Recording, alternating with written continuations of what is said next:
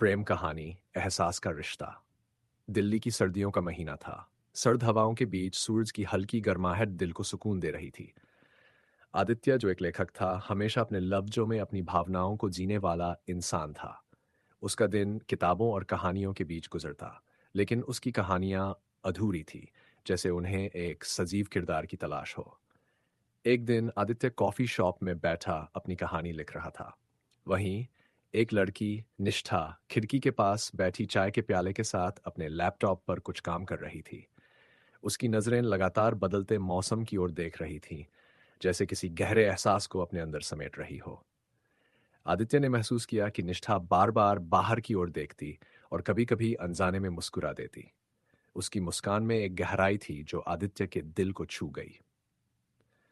कुछ देर बाद आदित्य ने खुद को संभालते हुए निष्ठा से कहा, क्या मैं यहाँ बैठ सकता हूँ? खिड़की से बाहर का नज़ारा वाकई खूबसूरत है।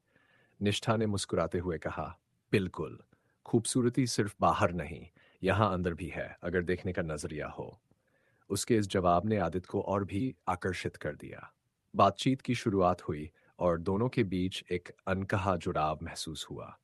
निष्ठा एक स्वतंत्र लेखिका थी जो भावनाओं पर लिखती थी।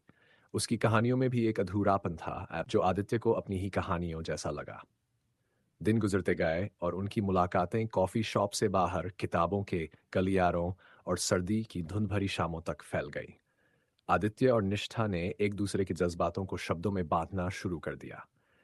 निष्ठा ने आदित्य को बताया, मुझे हमेशा ऐसा लगता है कि प्यार वो नहीं जो हम किसी से कहें, बल्कि वो है जो हम महसूस करें बिना कहे। आदित्य ने मुस्कुराते हुए कहा, शायद इसलिए मैं भी कहानियों में अधूरा हूं, क्योंकि मैंने अभी तक इसे महसूस नहीं किया था। धीरे धीरे उनकी मुलाकातों ने एक गहराई ले ली। आदित्य निष्ठा के साथ हर पल को जीता, जैसे उसे शब्दों में समेट लेना चाहता हो। निष्ठा को आदित्य का सादगी भरा स्वभाव आने लगा। कहानी का मोड़। एक दिन निष्ठा अचानक गायब हो गई। उसका नंबर बंद था और वह कहीं भी नजर नहीं आई। आदित्य ने हर जगह उसे ढूंढा, लेकिन वहां नहीं मिली। समय बीता गया, पर आदित्य का दिल उसके एहसास से जुड़ा रहा। फिर एक साल बाद एक दिन आदित्य को एक किताब मिली जिसे निष्ठा ने लिखा था। किताब का नाम था एहसास का रिश्ता। उस किताब में निष्ठा ने अपनी और आदित्य की कहानी लिखी थी, जिसमें लिखा था, हम कभी कभी दूर रहकर भी करीब रहते हैं। आदित्य, तुम मेरी जिंदगी का वो एहसास हो जो हमेशा मेरे साथ रहेगा। प्यार कभी खत्म नहीं होता, बस अपने अपने रूप बदल लेता है। आदित्य ने किताब के आखिरी पन्ने पर देखा, जहां एक चिट्ठी थी।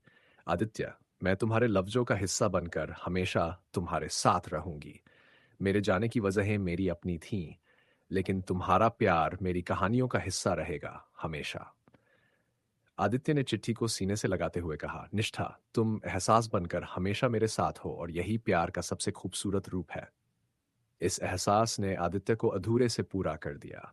उसने निष्ठा की यादों के साथ अपनी कहानियों को जिंदा रखा और उसकी हर कहानी में निष्ठा हमेशा बसती रही। निष्ठा की किताब और उसकी चिट्ठी ने आदित्य के जीवन को बदल दिया। उसने अपनी कहानियों को नई दिशा दी, जिसमें उसकी भावनाएं और निष्ठा के एहसास की गहराई बसी हुई थी। लेकिन उसके दिल में हमेशा यह सवाल बना रहता था कि निष्ठा उसे क्यों छोड़कर चली गई। नई शुरुआत। आदित्य ने अपने लेखन को एक नई पहचान देने के लिए एक साहित्यिक आयोजन में हिस्सा लिया। उस आयोजन में लेखकों और पाठकों का जमावड़ा था। आदित्य ने वहां अपनी कहानियों के माध्यम से निष्ठा के एहसास को सभी के सामने रखा। जब वह मंच पर अपनी कहानी पढ़ रहा था, तो उसकी नज़र दर्शकों के बीच किसी पर ठहर गई। सामने बैठी एक लड़की जो हूबहू निष्ठा जैसी दिखती थी, लेकिन वह लड़की मुस्कुरा रही थी और उसकी आंखों में कोई छुपी हुई बात नहीं थी। कहानी खत्म होने के बाद आदित्य उस लड़की से मिलने गया। मुझे लगा मैं तुम्हें जानता हूं, आदित्य ने कहा। लड़की ने मुस्कुराते हुए जवाब दिया, आपकी कहानियों में मैंने खुद को देखा है, लेकिन मैं नहीं हूं जिसकी आप तलाश कर रहे हैं। मेरा नाम नेहा है। नेहा और आदित्य के बीच बातचीत शुरू हुई। नेहा भी एक पाठक थी और निष्ठा की किताबों की बहुत बड़ी प्रशंसक थी। उसने बताया कि वह निष्ठा को जानती थी और उनके बीच गहरी दोस्ती थी। नेहा ने आदित्य को बताया, निष्ठा ने मुझे कहा था कि अगर कभी मौका मिले तो तुम्हें बताऊं कि उसने तुम्हें छोड़ा क्यों। वह बीमार थी और चाहती थी कि तुम्हारी जिंदगी में उसकी वजह से कोई बोझ ना आए। वह जानती थी कि तुम उसे नहीं भूल पाओगे, इसलिए उसने अपने एहसासों को शब्दों में बदल दिया। यह सुनकर आदित्य के दिल को गहरा झटका लगा। उसे समझ नहीं आ रहा था कि वह रोए या मुस्कुराए। उसने या गाए उसने खुद को संभालते हुए नेहा से कहा, क्या तुम मुझे उसकी आखिरी ख्वाहिश के बारे में और बता सकती हो? सच्चाई का सामना।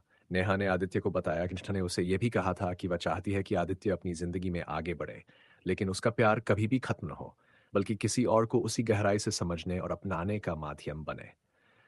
आदित्य ने खुद से वादा किया कि वह निष्ठा की ख्वाहिश को पूरा करेगा।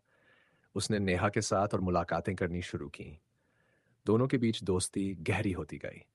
नेहा ने निष्ठा के लिखे कई नोट्स और अधूरी कविताएं आदित्य को दी। प्यार का नया एहसास। धीरे धीरे नेहा और आदित्य के बीच एक नया रिश्ता पनपने लगा। नेहा ने आदित्य को फिर से हंसना और खुश रहना सिखाया। आदित्य को लगा जैसे निष्ठा का एहसास अब नेहा के माध्यम से उसकी जिंदगी में वापस आ गया हो। एक दिन नेहा ने आदित्य से पूछा, क्या तुम निष्ठा से कभी नाराज हुए कि उसने तुम्हें बिना बताए सब कुछ छोड़ दिया? आदित्य ने मुस्कुराते हुए जवाब दिया, नहीं, क्योंकि उसने जो किया वह मेरे लिए था, और अब तुम हो जो उसकी ख्वाहिश को पूरा करने में मेरी मदद कर रही हो।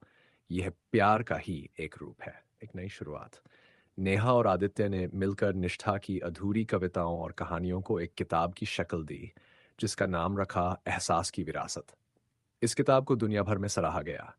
आखिरकार आदित्य ने नेहा को अपने दिल की बात कही। उसने निष्ठा की यादों के साथ नेहा के साथ एक नई जिंदगी शुरू करने का फैसला किया। उन दोनों ने एक सादा और खूबसूरत समारोह में शादी कर ली, लेकिन उनकी जिंदगी का हर पल निष्ठा के एहसास से जुड़ा हुआ था। उनकी नई कहानी इस बात का सबूत थी कि प्यार कभी खत्म नहीं होता। यह सिर्फ अपने रूप बदलकर जिंदगी में नए रंग भरता